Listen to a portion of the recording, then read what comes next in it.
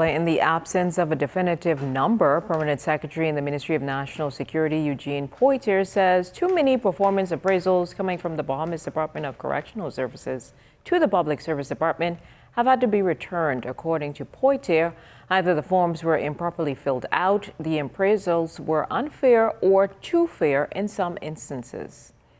What I've seen too often is supervisors, mid-careerists, and senior officers allowing their personal feelings to enter into the performance management process.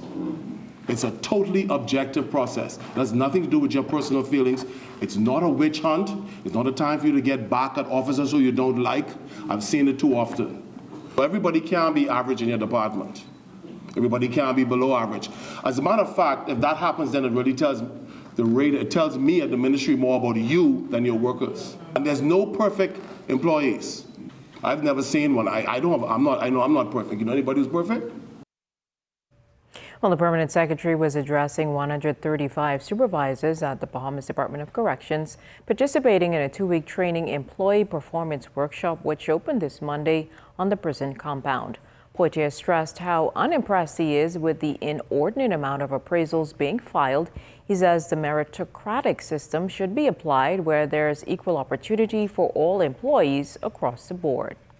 Human capital should be the most important priority of any organization. Organizations that refuse to acknowledge the worth of employees and view them simply as space fillers will find it increasingly difficult to sustain even minimum standards of job performance. An unhappy workforce is an unproductive one. They're not slaves, they're not subjects, they're assets.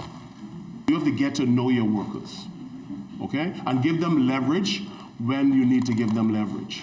Now, not all, you have to be flexible and you have to be sensible. In other words, you cannot just rigidly apply rules. Your job is to actually ensure that you are transforming workers. You're connecting with them. Make sure their goals are congruent with the institution.